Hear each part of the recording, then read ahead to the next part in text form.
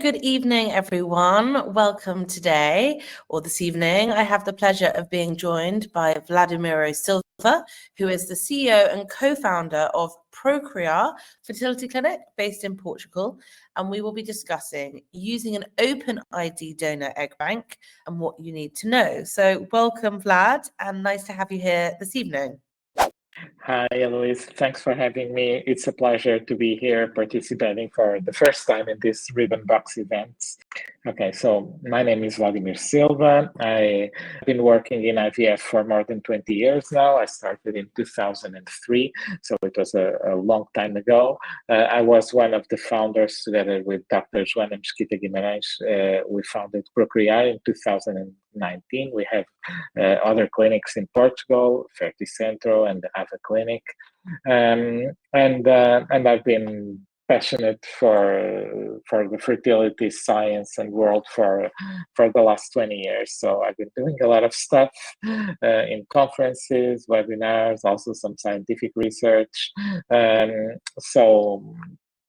This is what I actually like to do. So to talk about fertility, to help patients, to advise them. So I'm where I like to be. Fantastic. Well, we are very fortunate to have your expertise this evening. So thank you for being here.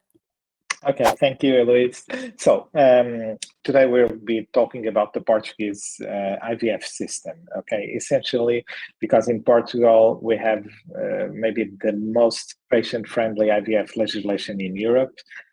This is something. This is an area where actually the Portuguese legislation is very close to the British legislation. We have the same legislation as the UK and Ireland, for instance. The only difference is that we do have donors, while unfortunately the UK and Ireland are struggling to get donors. This type of legislation, the open ID legislation, it's something that's becoming more and more usual in all countries. So we have countries like Sweden, Denmark, Austria, and Greece now, France very recently as well, the Netherlands. What we have seen in the last few years is the more progressive countries,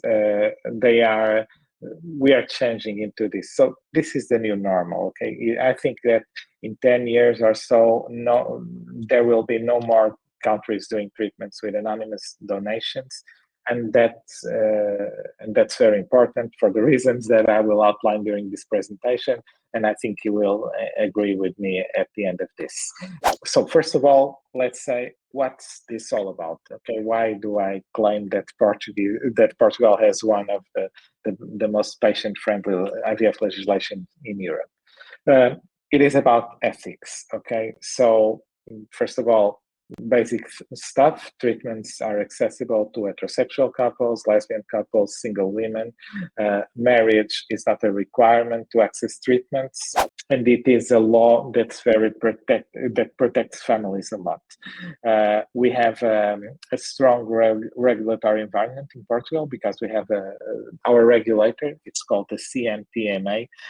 They monitor, inspect, and set the rules to assure the high quality standards for IVF activity.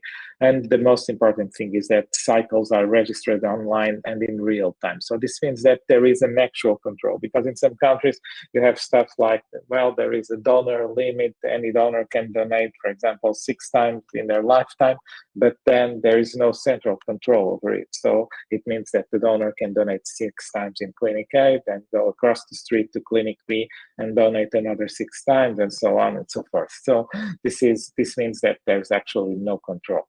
In Portugal, that doesn't happen. Okay, cycles are registered online in real time. For example, in the specific case of donations are only possible when donors get a donation code that is provided by the National IVF Authority, and it's linked with a passport number or the national ID card. So it is not possible for example, for an egg donor to donate more than 4 times in her lifetime. If she goes to a Portuguese clinic trying to donate for a 5th time, the system will not issue the donation code, and so the clinic is not allowed to do that. And this is just an example. The other thing here is that quality management systems are legally required. This brings a lot of transparency. This means also that clinics have to be submitted at least twice a year to audits. Those audits have reports by third-party entities. Clinics are formally required to reply to that. Those replies are subject to inspection from the regulator. So it's a very transparent system. Also, the access to transparent medical information is a legal requirement, and that information is kept for 75 years. The same with donors' traceability and ID. So this means that, for example, if someone gets pregnant with a sperm donor in Portugal, that child, once he or she reaches the age of 18, is entitled to have access to the identity of the donor.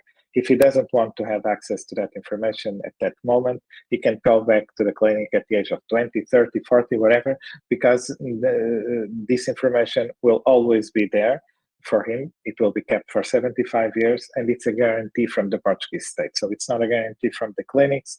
Clinics sometimes close, clinics can get sold from different parties. We've seen a lot of that in Europe, but here it's a guarantee from the state. So that brings a lot of security to the patients and the future children. So and also we have to think about the donor, because the donors in the Portuguese legislation, because obviously when I'm talking about legislation, I'm talking about treatments with donation, because this is actually the main reason why people go abroad. Typically when you need to do IVF, you do it in your own country, unless there are some barriers of access. And obviously what we know, especially in countries like the UK and Ireland and many others, Northern Central Europe countries, the problems are related with access to the donors. And so this is why this presentation is very focused on donations. So regarding the donors, who are central parts in this process, their rights are obviously also very protected in the Portuguese legislation. They should receive proper counseling before and after donating. That's actually a legal requirement. They have to be approved by an independent psychologist. That psychologist needs to issue her or his opinion on whether the donor can donate or not, and this is legally binding. There is also a professional body, the Portuguese Psychologists Bar, where those psychologists need to be registered in order to assure the professional independence of those approving the donors. Also the payments to the donors, because this is always a kind of a difficult topic in many geographies. It's not the case in Portugal. This is fixed annually by the state, and it's fixed by law, and it's the same for all public and private clinics. This year, for instance, 961 euros per egg donation, 49 euros per sperm donation. Payments need to be done by bank transfer. We are not allowed to do cash payments. Donors need to sign a receipt for tax purposes. So this is extremely transparent. When we are inspected, we have to show the inspectors the evidence of the bank transfers, of the receipt signed from the donors. So this is really a really transparent process. It's not more, it's not less in this case. 961 and 49 euros. Another important thing is, like I was saying before, the limits in donations. An egg donor can donate 4 times in her lifetime, separated by at least 3 months. A sperm donor can donate for up to 8 families. Obviously, within the families, he can donate more time, so a family can have 5 kids from the same donor, and it just counts with as one family. Okay, this is also less than in many other countries, and I think it's a balanced decision we have enough donors. We don't have, because we don't want donors to be donating multiple times to different families. This gives some guarantees to the patients, because no one wants to know that his kids have several siblings spread across Europe. So, like I was saying, at the age of 18, all children born from IVF treatments with donation can have access to the ID of their donors. This is, like I said, a guarantee from the state, and also the donors have all agreed with this. So they have received proper counseling, and after receiving counseling, they have agreed and signed a contract where they are stating that they are okay with this guarantee. This is not a reversible decision from the donor. This means, because this law was based on a decision from the Constitutional Court in Portugal, and so the Constitutional Court said that in Portugal all donations need to be open ID, otherwise they are not authorized. So this means, and this is the highest court in the country, so this means that there is no going back from this decision, which means that the donor cannot pull back his consent to be non-anonymous. So a donor cannot turn into an anonymous donor. Once that person donates, his identity will be subject to disclosure forever, as the document that he or she has signed says. This is also important as a guarantee for the patients. We're also known to be an LGBTQ plus friendly destination, unless for gay men, unfortunately. So this is, obviously there are different situations that can happen. Transitions from men to woman, transition from woman to man, and there is so the most maybe starting with the lesbian. So normally we have created this page. It's called It's called Pride Babies. This is an educational project dedicated to assess and evaluate individually every person's situation.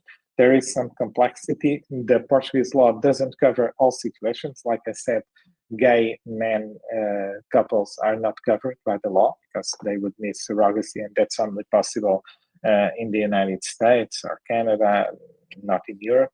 And so in these cases, we cannot help our patient. But when we have other situations like people like transgender community and so on, we need to assess, because there are cases where it's still possible. There are cases where it's no longer possible.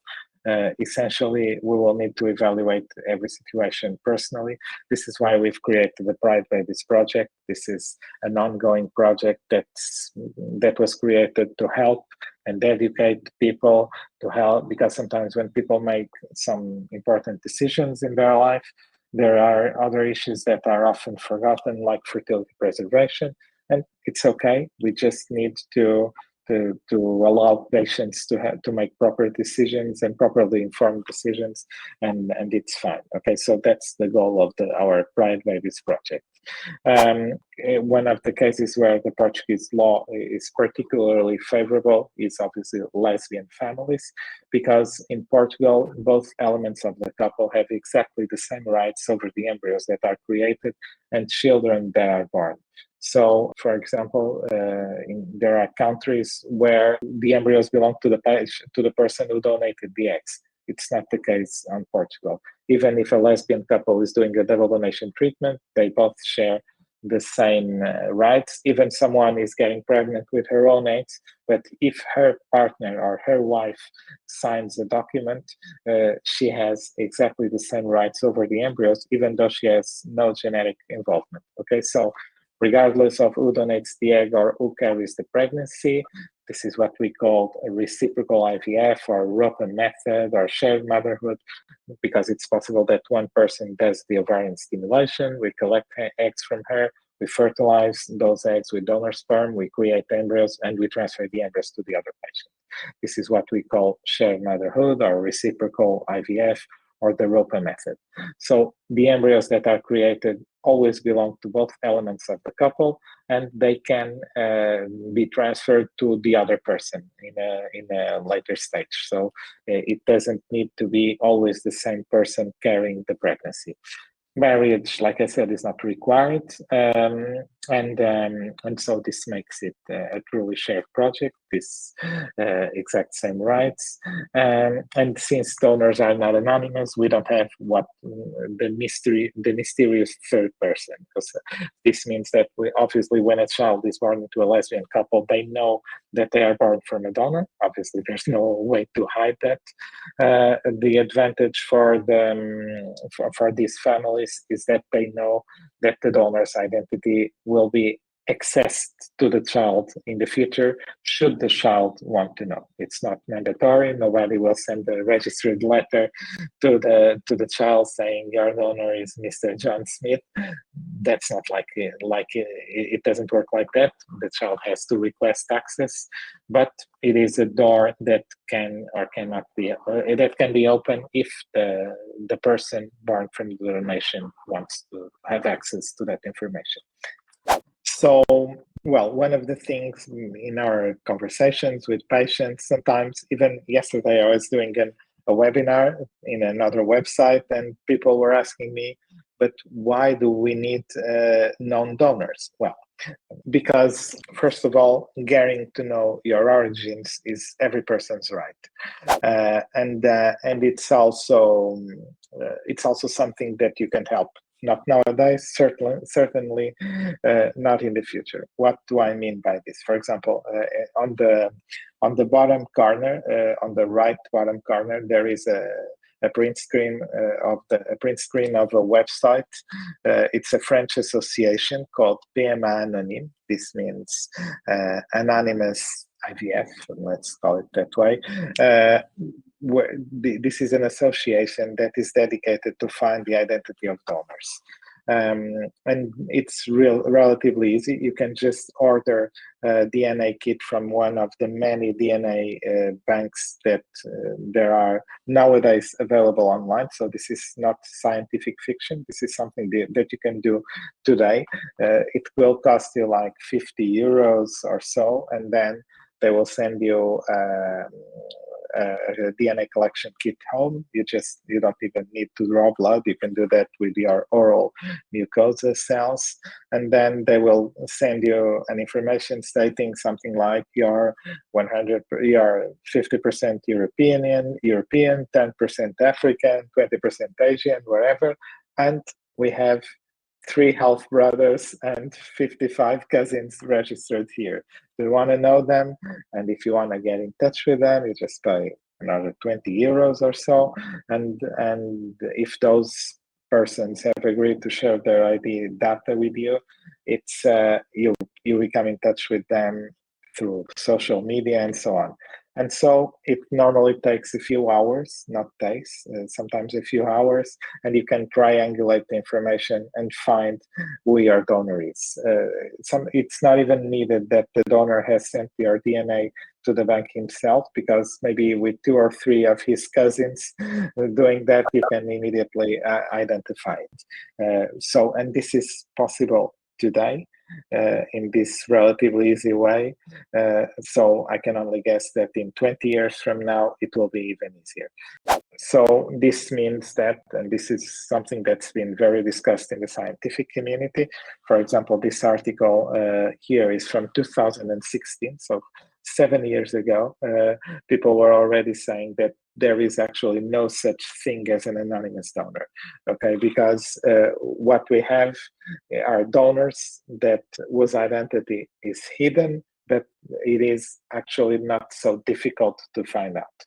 So the real choice that we are having here is between donors that are open ID, meaning that they have agreed to disclose their identity, they've been counseled properly, they had said, well, I agree and I'm okay with sharing my identity. They know that they can be found, they expect to be found, most of them want to be found, okay? And donors that don't want to be found, don't expect to be found, never consented to be found, and actually this can trigger reactions, situations of rejection, and this can obviously be bad for the persons that have spent 18 years of their lives wondering what would the donor be like, and then when it gets to the moment, it's someone that can react negatively because it will feel that as a violation of his privacy because he has never agreed to share their identity. And so the real decision here is between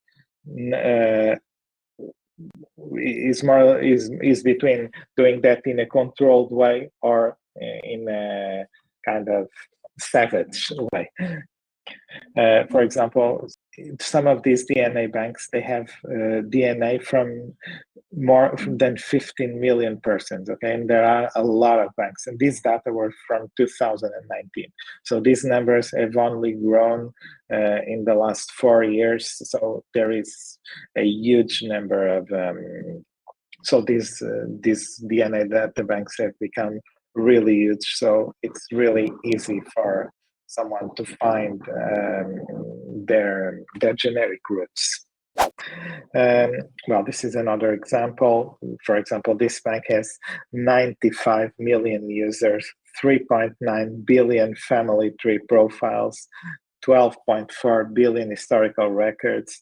So this is where we are nowadays. Actually, this is from maybe 2 years ago. So these numbers are certainly higher as we speak. So this is what I've already told you, and obviously it is important that because when we are using controlled donations with non-anonymous donors, it's more difficult to get to, for example, what happened with this guy from the Netherlands.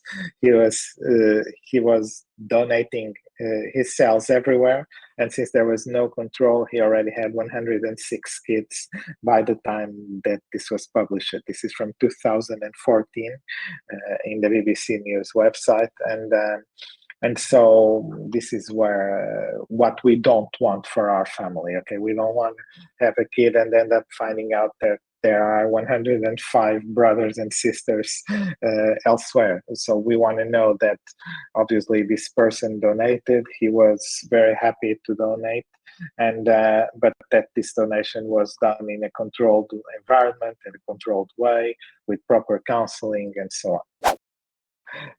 There is actually a decision from the Council of Europe, the Parliamentary Assembly, where they were saying that so the international and European human rights law has moved towards the recognition of a right to know one's origins, and that anonymity should be waived for all future gamete donations. Okay, this is a recommendation from the Council of Europe. So this is, like I was saying in the beginning of this presentation, it is a tendency. Obviously, each country has the capacity to define their own rules. There are countries like Spain and Czech Republic and so on that are comfortable with donor anonymity laws, but we know that the tendency is for that to go away.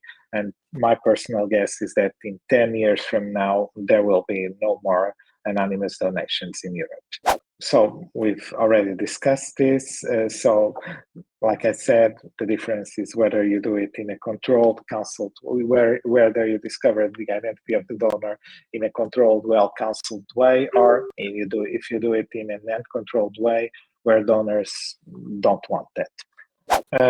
Okay, so in practical terms, and I'm actually obviously campaigning for the Portuguese system, but this is because I really believe this is the best system. Okay, we're lucky enough to have this here in Portugal. So no donors are not surprised by unexpected genetical offspring knocking on their doors. Every family controls how and when the information is disclosed. Okay, so there is freedom in the families. If for example, a family decides, this is not we advise. Okay, I'm in favor of sharing that information with the kids, but ultimately it is each family's decision, and no one, even the Portuguese law doesn't allow us to disclose that information to anyone. So if a father and a mother decide not to tell their children that he or she were born from an egg donation or a sperm donation, nobody has the right to give them that information. And so that information is protected forever. And so it's up to the family's individual decisions to decide whether they should disclose that information or not. And also this was created in a way that allows us not to have waiting lists and to keep the treatments affordable, which is also obviously very important, especially in these days where we have a 2 digits inflation. And that's it. Thank you so much for listening to me. Thank you so much for that in-depth information. It was really, really helpful. We have had some great questions come in. It would be really useful to start, Vlad, by understanding the different types of donors, because it can be quite confusing between open, anonymous, non-ID, all sorts of different types of open donor. I mean, I've used sperm donor myself, and there are different levels to what's available now than what we could choose from at the time. So there are different types of donors that exist in different countries. So there are anonymous donors in countries such as Spain, the Czech Republic, Cyprus. These donors, their identity will never be disclosed. Okay, you can identify them through these strategies with DNA banks, but clinics are not allowed to share their identity. Then there is the Portuguese system where donors are open ID. This means access to the ID to the donor ID at the age of 18. Okay, it's a right of the children, not a right of the parents. So it's up to the child, not a child, a person, because by then they will be over 18, to decide whether they want to have access to that ID or not. And then there is the known donor system. For example, that happens in Germany with the German sperm banks, or in the United States, where you can even, well, in Germany, you know the donor. In Denmark, for example, they also allow for direct donations. For example, in Denmark, your sister can be your egg donor, or you can bring a friend to be your sperm donor in there.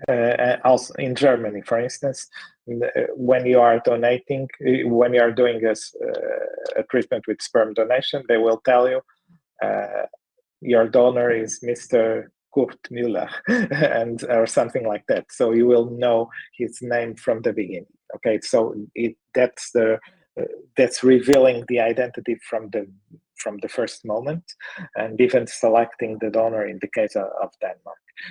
In the United States, you probably can even have dinner with the sperm donor, because the law is a lot more flexible, and there are lots of agencies and law firms that will identify with you what's the best legal framework for your treatment needs. So systems are completely different, and obviously prices also are also very different. In the United States, that's definitely more expensive. Here in Europe, treatments are not that expensive, but there are still some restrictions regarding the access, at least comparing with the USA. And what are your thoughts in terms of choosing a donor where there's enough donated to try for a sibling if you want to do that in the future? So I beg your pardon, Luis, what you were saying, my thoughts on choosing a donor, and then I'll... Well, if people are family planning and they may want more child in the future, how does this affect their decision around donation? So it's actually a very good question, because what we see, because we know typically a donor has around 60 to 80 straws when he enters the circuit. And since we are only allowed to have pregnancies in 8 families, we try to manage that. But I mean, this obviously changes from a sperm donor to the other, and now we're talking about sperm donors. Egg donors is different, but so starting with sperm. Normally, what I always advise patients is to buy some more straws than they need if they want to have more children.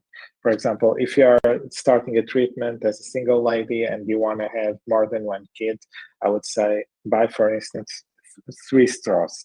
Then if treatment works out fine, and if it doesn't work out and you say, well, maybe let's go with another donor, we can swift the reservation because the straws will always be there. But if you get pregnant, then you will have some extra straws to try again and to have more kids with the same genetic background. And so that can be very important. And so it is something that I sincerely advise patients to do, because what happens in real world, and that I've seen happening hundreds of times, literally, is that patients, they get pregnant, they end up being very happy with the child that they have, and when they come back to the clinic 3 years later and they want to try again, there are no more straws from the same donor, and the donor doesn't want to donate again, and so on. So sometimes it can be difficult to have extra straws 3 or 4 or 5 years later, what we've seen several times. So my advice is try to get as many straws as you need from the beginning. And I mean, I'm obviously speaking in behalf of our clinic. We can shift the donor reservations, make provisional reservations, and so on. So there are a lot of mechanisms that allow patients to have straws reserved for future treatments. And so that's my advice. With egg donors, it's a little different because, at least in Portugal, egg donors can only donate 4 times in their lifetime. We can obviously freeze their eggs and keep some more eggs for future use. Normally what I tell, and sometimes patients come to us and say, well, I want to keep all the eggs that this donor donates, and it's fine. But donors are free to decide how many times they want to donate. So sometimes a donor donates just 1 time and says, well, I've changed my mind. I wanted to do it 3 times, but after all, I just want to donate 1 time. So we can't force the donors. What we can do is discuss it with the patients, try to select a donor that is still in her first donation, talk to her to see if she wants to donate again. And this is an ongoing conversation where we will try to manage things with the donor and the patient, and a lot of patients have kept frozen eggs for future use, and we've been doing that very successfully, and we have people having more than 1 kid from the same donor in different treatments. Obviously, there are also frozen embryos from the first treatment that can be used. Thank you for that. We just had a live question. How do you confirm and check the family health history of the donor? We do a questionnaire to the donor, a health questionnaire. This is done by a nurse and then by a doctor. It's obviously not possible to do it in any other way. So we do test the donors for infectious disease. We test the donors for genetic diseases. Nowadays, for example, our donation programs, we can exclude up to 2,200 genetic diseases. It's a lot. That includes more than 50,000 variants. Okay, so we can exclude a lot of diseases. So even if the donor doesn't mention anything, we will test her and we can exclude all of those 2,200 genes, 50,000 variants. But there are still a lot more. So there are 20,000 genes in the human genome. 4,000 of them have been associated with very rare diseases. So it's impossible to test the donors for everything. So we are very experienced, okay? We know how to ask those questions to the donors on their background, and we can test them in a very thorough way. But obviously, this this is only valid until some extent. There is always room for, if someone lies to us, if someone doesn't tell us the whole story, we don't have any way to find out. Of course, thank you for that. In terms of choosing the right donor, what would you say would be priority? Normally, this is actually a personal question that we ask the patients, because first of all, we have to think about this as a first question. Do we want to hide the donation or not? Because that's an important question. If you say that, well, I don't want anyone to know that my child was born from a sperm donation, from an egg donation, whatever, and then if that's the case, we need to find a donor that shares a blood group that can be possible to obtain in a natural pregnancy. We need to find a donor that looks exactly like the parents or as close as possible with the parents, and then we will focus on the physical characteristics. However, if you say, well, I have a PhD in astrophysics, and so I want the donor to be as educated as possible. Okay, then we will say, okay, this donor, you are 165, 1 meter 65. The donor is 169 or whatever, So we can discuss the differences in the physical characteristics, but we can say that this donor, she's taking a PhD in law, for example. Is it acceptable for you? Her hair is straight while the hair is curly, whatever. It's a dialogue, because there are patients that are more focused on social characteristics, on social demographics, so they want to feel related to the donor, and we share profiles with a lot of information on the donors. And so sometimes patients, they want to feel the connection with the donor, rather, because they will say, well, my child will know that she's from an egg donor right from the beginning. And so if the child knows, everybody else will know. That's for sure. Children can keep secrets. And so if everybody knows, it's normal that her eyes are brown instead of green, or small differences can happen, and it's relatively normal and expected that it happens, and it's okay, because everybody knows that they are from a donor, and so they probably would like to focus on finding the right person, because they know that their child in the future will want to know this person, and she doesn't want to feel disappointed with her, and you also want to be sure that that person shares some values with you.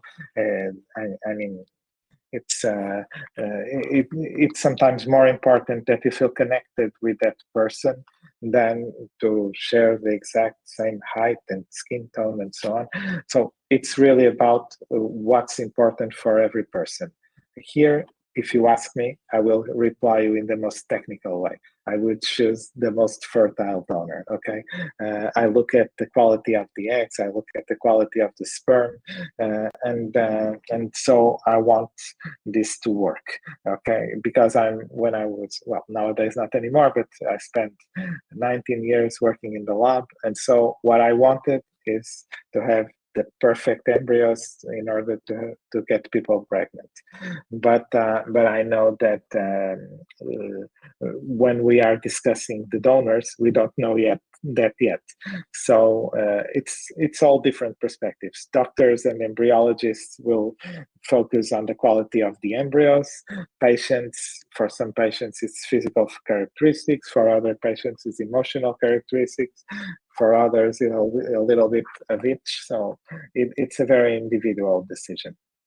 Mm-hmm. Thank you for that. I've got a question for you. If someone is using an egg donor, obviously the donor has younger eggs. Is there a certain amount of blastocysts that you would hope to get from a cycle? Yes, we work with blastocyst guarantees in our clinics. So on average, we have around 4.1 or so blastocysts per cycle. And what happens in the lab is always the same.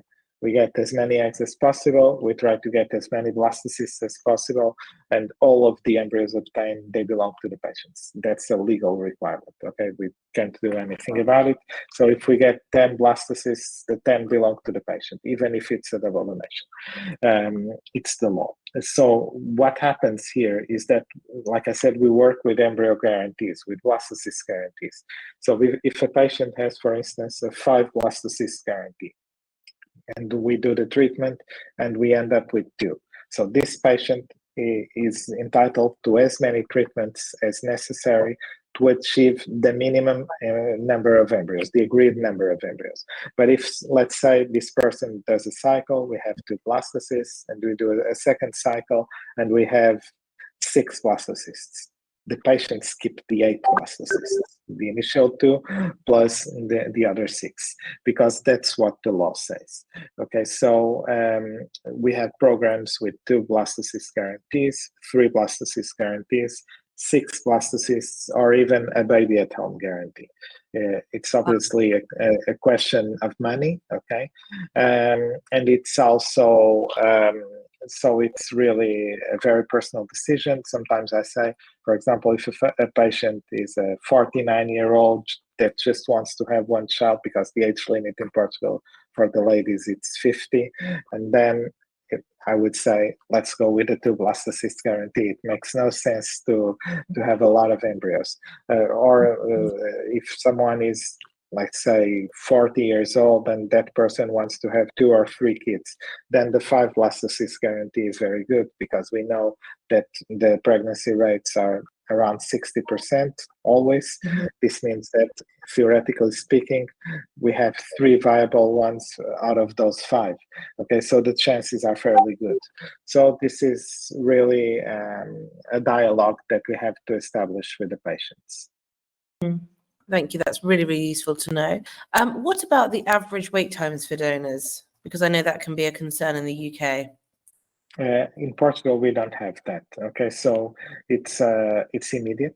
At our clinic at Procriar, we have a lot of donors. We do around 40-45 new donor aspirations per month, and we also have an egg bank with a lot of donors over there. Obviously, it will also depend on the requirements. If you're looking for an Asian donor, that takes us longer to get. And that's the only phenotype that's actually difficult. So it's a question of luck, obviously. If we are looking for, let's say, a sperm donor who is from Asia and at least 1.90 meters or something like that, so it's difficult. But in principle, I would say that for 99% of the cases, there is really no waiting time. It's more about the logistics, waiting for the menstruation, ability to travel. Typically from the beginning to start, the process will last around 3 months, 3 to 4 months, and it's for medical reasons. It's not like we are waiting for a donor because we have the capacity to give immediate replies to everyone. Actually, we are also collaborating with other clinics, and we are sending eggs to other places exactly because we don't have any shortage of donors. That's really, really good to know. And what about the criteria for people who are becoming an egg donor with you? So if a young lady comes to the clinic and says, "Good morning, I want to become an egg donor," so we inform her on the legal requirements. She needs to have between 18 and 34 years old. She needs to go through an examination. So first of all, she goes to a gynecologist appointment. She also has an appointment with a nurse. If everything is fine on that physical, and there we evaluate, obviously, we do a gynecological evaluation, we do an ultrasound scan, we evaluate her global health, we draw blood to screen for infectious diseases, we draw blood to screen for genetic diseases. Like I said, we can exclude up to 2,200 genetic diseases, and then we also do the psychology sessions, the counseling and psychology sessions in order to approve that, and that if after that the donor is approved, she's waiting. She waits for us to call her. Typically, and so nowadays, since we have a lot of donors, we're not calling all of the donors to donate. We are trying to keep it around 40, 45 donors per month in order to comply with our needs, with our patients' needs, and also with our bank's needs. So we try to keep a balance between the number of eggs in our egg bank and obviously the treatments that we are performing at our clinic. Thank you. And what percentage of women who apply to become egg donors, would you say? Well, according to our last statistics, it's around 30%. So there is a rejection rate of around 70%. That happens for many reasons. It could be availability, it could be the age, it could be obesity, BMI. There are obviously the results of the screening, of the gynecological evaluation. For example, one very important thing here is that the process needs to be safe for the egg donor. Okay, we don't want, if for example, an egg donor has any risk factor for the stimulation, we don't accept her as an egg donor. It's our policy because if someone is trying to help another person, it shouldn't be a risk for her. And so this is why we are very strict on that. And in reality, that's how we do it. We end up with a little around 30%. For example, we lose a lot of donors because of the genetic screening. It's just normal, okay? 30%, it's our average, and it's been like this for quite a few times, and I think it's okay. It's an acceptable rate. Absolutely. Any other considerations that people should think about when looking for an egg donor? And for open ID release donors, can you see photos? No, in our clinic, we have a policy of not showing photos of the donor. When in the case of sperm donors, we can share baby photos. We can actually work with the Danish sperm banks because patients are allowed to go there and select the donor. The only thing that's not allowed is adult photos. In the case of egg donors, it's not forbidden to share baby photos, but we've decided not to do it because it's a question of policy. Since we don't have photos from all of that, from all of the donors, maybe this changes in the future, but as of now, we share the detailed profile, but not the photos. Okay. And I've put up the contact details for the clinic, Procriar, in Portugal. So please do get in touch to speak to the team who can answer your questions, give you more information, and book you in for a consult for some personalized advice and next steps. Last question that we had in advance was, does it cost more to pick or to select an open ID release donor? Well, no, actually, it's cheaper than most clinics in Spain because it's the difference of the country. Okay, it's not, obviously there are great clinics in Spain, and they work really well. It's not so the differences in costs are more related with the country. For example, in the UK, we know that treatments tend to be more expensive because the country is more expensive. The bread is more expensive, the water, the milk, everything is more expensive over there. So Portugal is not a very expensive country, and so this is why IVF treatments in Portugal are relatively affordable. Obviously, there are a lot of people for whom this is still a lot of money, but if we do a comparison, for example, with our neighbors in Spain, we are cheaper. And so it's actually cheaper to have an open ID donor than an anonymous donor. in Portugal, we can only have open ID donors, so we cannot have a difference between both types of donors. Well, Vlad, thank you very much for a very comprehensive and thorough presentation and for answering all of those questions. And well, thank you, Louise. It was a pleasure to be here, and thank you for having me. Really. Absolutely, and thank you to those who have joined, and we look forward to speaking with you again very soon. Thank you. Bye-bye. Thanks, everyone, and here are the details to get in touch with the team. Thank you. Have a good evening.